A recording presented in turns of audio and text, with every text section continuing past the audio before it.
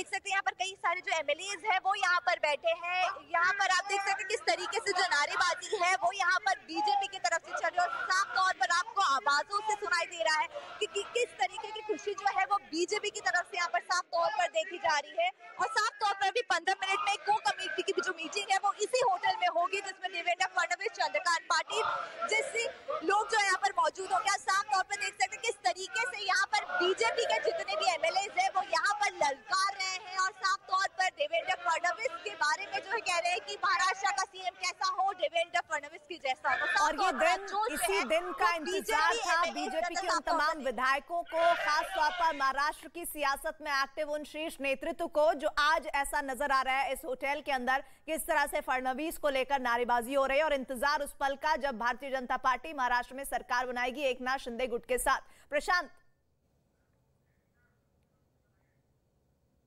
सबसे खास बात है कि अब जबकि राजभवन में एक बार फिर से हलचल बढ़ गई है, शिवसेना के कुछ नेता यहां पर पहुंचे हैं, नार्वेकर यहां पर पहुंचे हैं, नीलम गोरे पहुंची हैं, विनायक राउत यहां पर पहुंचे हैं, लेकिन सबकी निगाहें हैं कि ये किस तरह की औपचारिकता पूरी करने के लिए यहां पहुंचे हैं, क्योंकि एलानिया तौर पर मुख्यमंत्री उद्धव ठाकरे ने अपने पद से इस्तीफे का ऐलान कर दिया। उन्होंने कह दिया कि विधानसभा की सदस्यता से भी वो इस्तीफा दे रहे हैं। ये उन्होंने कह तो दिया सोशल मीडिया के जरिए, लेकिन कुछ औपचारिकताएं, क्योंकि अभी भी मुख्यमंत्री उद्धव ठाकरे ही हैं जब तक कि कोई नया मुख्यमंत्री नहीं बन जाता, जिसकी तैयारी इस वक्त चल रही है। देवेंद्र फडणवीस जो एक दूसरे को मिठाई खिला रहे हैं, जिस तरह से महाराष्ट्र बीजेपी अध्यक्ष देवेंद्र फडणवीस को मिठाई खिला रहे हैं, लगता है कि पूरी तैयारी है। लेकिन तैयारी क्या है, सूत्रों के हवाले से खबर यह भी है कि 1 तारीख को शपथ ग्रहण हो सकता है देवेंद्र फडणवीस का बतौर मुख्यमंत्री, और उनके साथ एकनाथ शिंदे उप मुख्यमंत्री पद की शपथ ले सकते हैं। लेकिन इसके लिए कल राजभवन आकर वो अपने ये दावा पेश कर सकते हैं। राजभवन में हलचल तेज हो गई है, सुरक्षा के और तगड़े इंतजाम, क्योंकि अभी तो कई और राजनीतिक हस्तियों को यहां आना है, कुछ को अपनी दरख्वास्त लेकर तो कुछ को अपनी सरकार बनाने की अपील लेकर। लेकिन ऐसे में जबकि यहां हलचल बढ़ गई है, देखना यह है कि वो देवेंद्र फडणवीस अब अपनी अगली सरकार बनाने का दावा लेकर कब पहुंचते हैं। खबर यह आ रही है कि कल देवेंद्र फडणवीस ये दावा पेश कर सकते हैं कि उनके पास बहुमत है और उन्हें सरकार बनाने का मौका दिया जाए, क्योंकि अब एकनाथ शिंदे गुट इनके पास पहुंच चुका है और जिसकी वजह से आखिरकार उद्धव ठाकरे को अपने पद से इस्तीफा देना पड़ा है। यानी इस वक्त जो कुछ महाराष्ट्र में हो रहा है, ये शायद इससे पहले कभी पूरे देश ने नहीं देखा। महाराष्ट्र में खासतौर पर शिवसेना में इतनी बड़ी टूट कभी नहीं देखी गई, क्योंकि शिवसेना में बड़ी बात यह है कि एकनाथ शिंदे गुट जिसने पूरी इस कहानी की, इस सियासी संकट की पटकथा लिखी, अब उनका जो पहला दृश्य है वो इस इस्तीफे के बाद सामने आना है, जिस पर विवेक लगातार निगाह बनाए हुए हैं। लेकिन सबसे बड़ी बात रीमा यह है कि भारतीय जनता पार्टी के विधायकों के नेताओं की मिठाई खिलाने और नारे लगाने की तस्वीरें तो दिख रही हैं, लेकिन एकनाथ शिंदे के गुट के लोग अभी भी अपने चेहरे पर उस मायूसी को दिखाना चाहते हैं महाराष्ट्र की जनता को, जो अभी ठीक नहीं लगती, लेकिन मौजूदा वक्त की दरकार जरूर है। राजभवन जा रहा है क्योंकि रीमा, बिल्कुल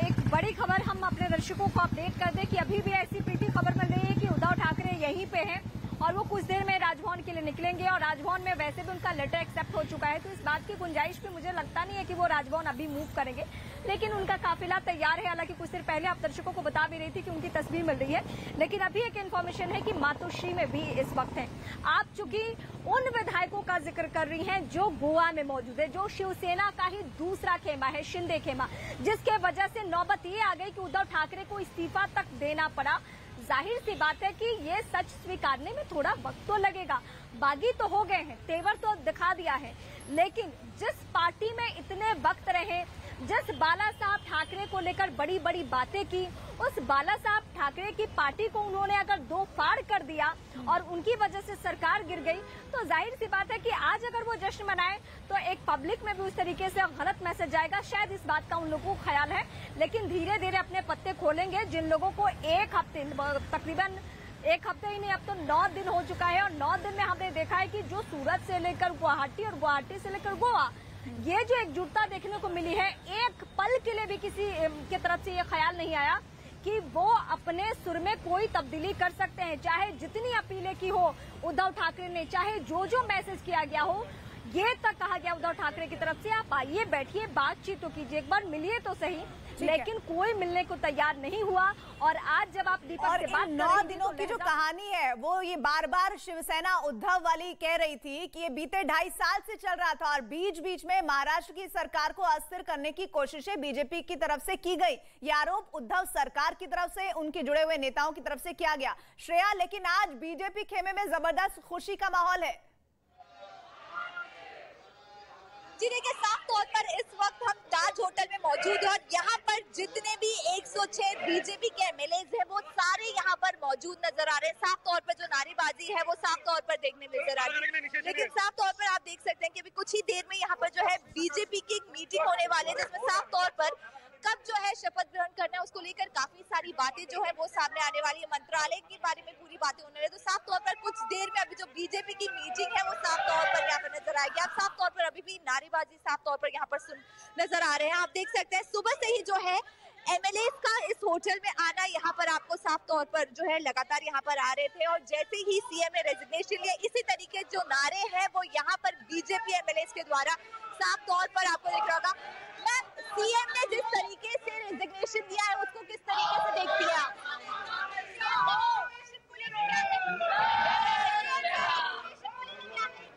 नहीं देखिए, महाराष्ट्र की जनता खुश है क्योंकि महाराष्ट्र में कोई डेवलपमेंट के काम नहीं हो रहे थे। 2014 में देवेंद्र फडणवीस जी जब मुख्यमंत्री थे तब लोगों ने देखा था किस तरह से डेवलपमेंट था, इसलिए लोगों में खुशी की लहर है, जनता में, हम सभी लोगों में। आप साफ तौर पर देख सकते हैं यहाँ पर किस तरीके से जो है वो बीजेपी का यहाँ पर आप देख सकते हैं कुछ ही देर में मीटिंग शुरू होने वाली है, लेकिन जिस तरीके से आप देख सकते हैं यहाँ पर आप फडणवीस जी यहाँ पर साफ तौर पर आपको नजर आ रहे हैं। फडणवीस जी यहाँ पर है। कल बोलूंगा।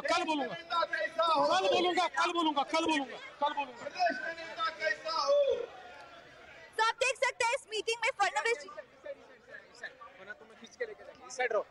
तो आप साफ तौर पर देख सकते हैं फडणवीस जी जो है वो यहाँ पर आ चुके हैं और साफ तौर पर वो अब सारे एमएलए से जो है वो बातचीत करेंगे। हम फडणवीस जी तक पहुँचने की कोशिश करते हैं, उनसे बातचीत करने की जो न्यूज 18 इंडिया वो साफ तौर पर कोशिश करेगी। आप देख सकते हैं आशीष शेलार भी यहाँ पर मौजूद है, देवेंद्र फडणवीस जी भी आपको साफ तौर पर टीवी स्क्रीन पर नजर आ रहे होंगे।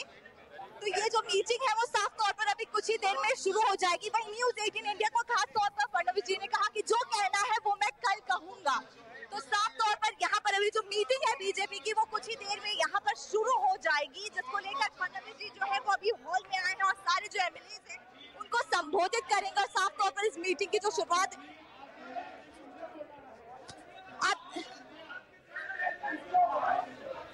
आप देख सकते हैं, साफ तौर पर फडणवीस जी यही उन्हें जो भी कहना है वो कल ही कहेंगे। तो साफ तौर पर इस मीटिंग के बाद जो है कल फडणवीस जी सबके सामने जो है उनके सारे सवालों का जवाब जो है फडणवीस देते नजर आएंगे।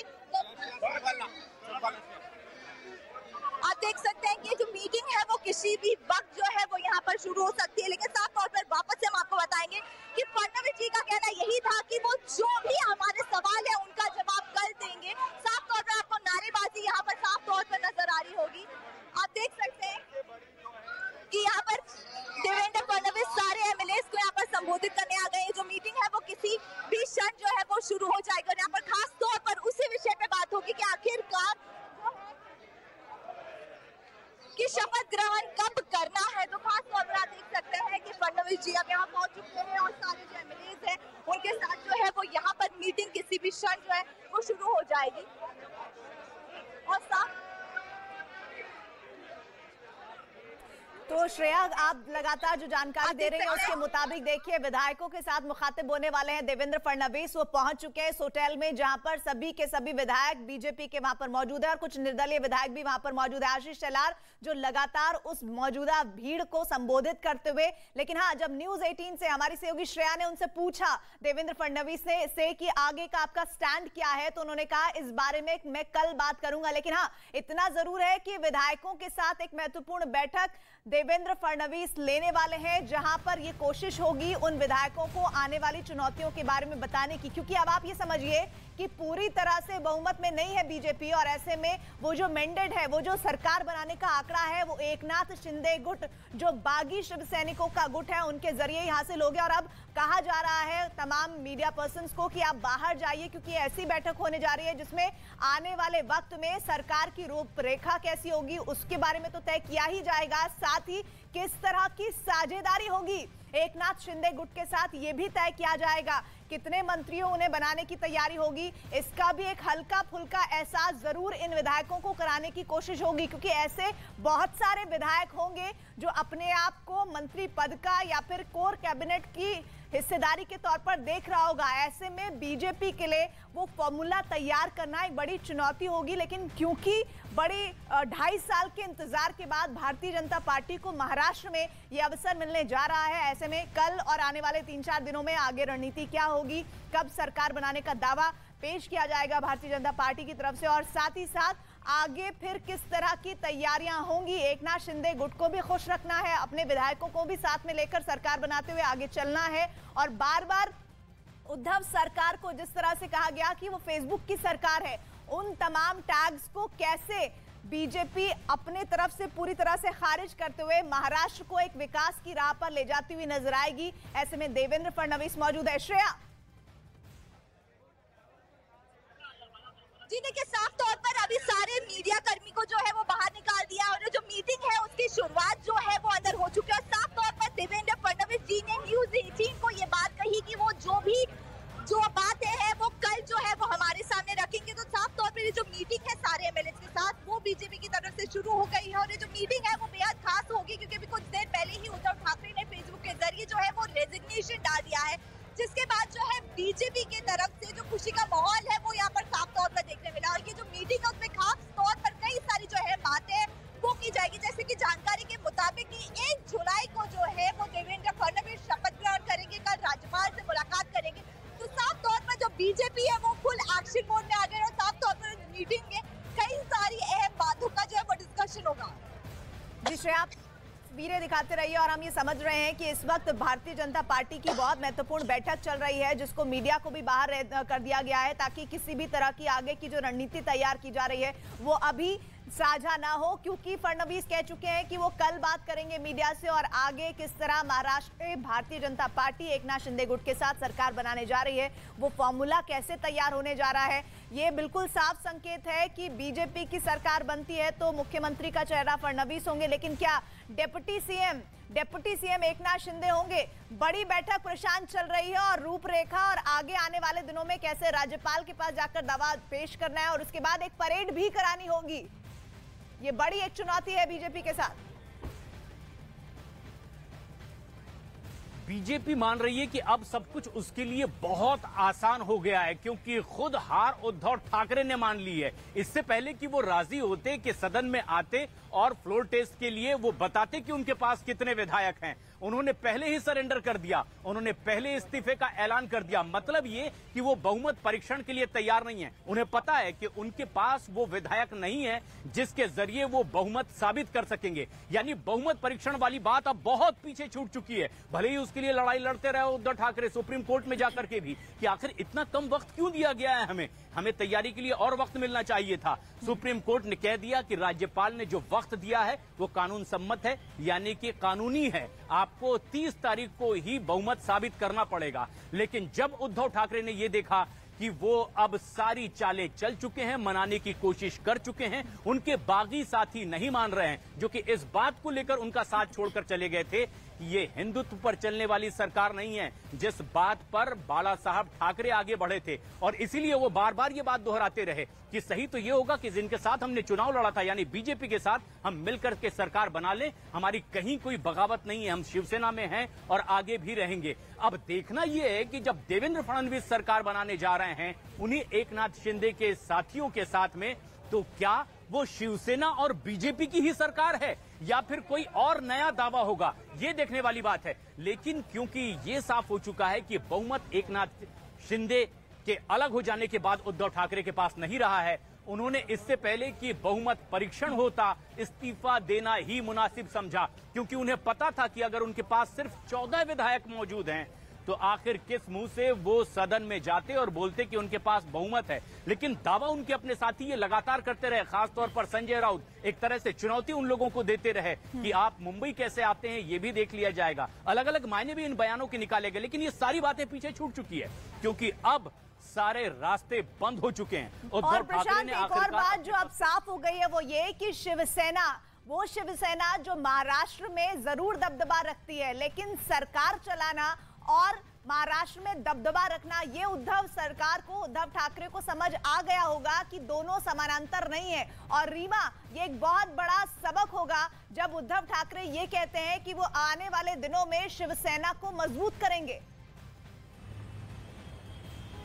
तो उन्हें बेहतर तरीके से प्रीति समझ में आ चुका है कि पार्टी की कमजोरी और पार्टी की बगावत की वजह से ही आज ये दिन देखने के पड़े कि किसी दुश्मन ने दगा नहीं दिया है प्रीति, उनके पार्टी के अपने ही लोगों ने दगा दिया है। ये इस वक्त हम अपने दर्शकों को विश्लेषण बता रहे हैं कि क्या सिचुएशन है और क्या स्थिति बनी हुई और क्यों ऐसा हुआ, क्यों मातोश्री में बैठे उद्धव ठाकरे को सीधे फेसबुक लाइव के जरिए इस्तीफा देना पड़ा, क्योंकि दूर दूर तक इस बात की कोई गुंजाइश नहीं थी कि जो बागी विधायक लौटेंगे उनमें से एक भी बदलेगा, एक के सुर में भी तब्दीली आएगी। ये दूर दूर तक इस बात की कोई संभावना नहीं थी और यही वजह है कि विकल्प के तौर पे इस्तीफा के अलावा कोई ऑप्शन नहीं था। हालांकि हम सबको लग रहा था कि शायद ये बदली हुई राजनीति है, शिवसेना की तरफ से तो हो सकता है कि वो जाएं और फ्लोर टेस्ट में भाग लें, लेकिन ऐसा बिल्कुल नहीं हुआ क्योंकि आज उनके सहयोगी दलों ने यानी एनसीपी ने और कांग्रेस पार्टी ने, उन दोनों ने भी आंखें दिखा दी, उन्होंने भी आंखें तरेरी, क्योंकि उनके कुछ ऐसे फैसले थे आखिर में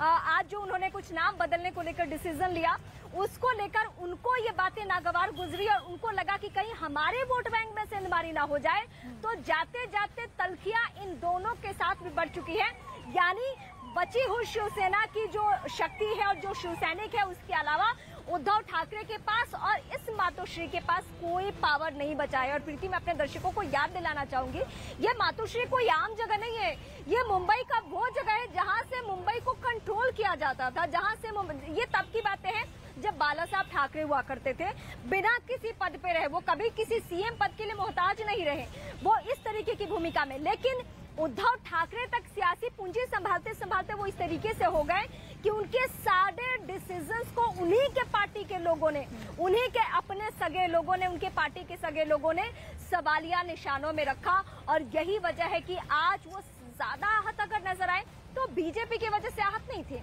वो कांग्रेस और एनसीपी की वजह से नहीं थे, बल्कि गोवा में बैठे उन 51 विधायकों की वजह से थे, जिनमें से कुछ निर्दलीय भी हैं, जिन पे उन्होंने बहुत भरोसा किया था। महाराष्ट्र की जनता के लिए भी ये सत्ता परिवर्तन एक बड़ा सबक होगा। श्रेया हमारे साथ जुड़ी हुई है, जहां बीजेपी के विधायकों की बैठक शुरू हो गई है। क्या खबर आ रही है श्रेया?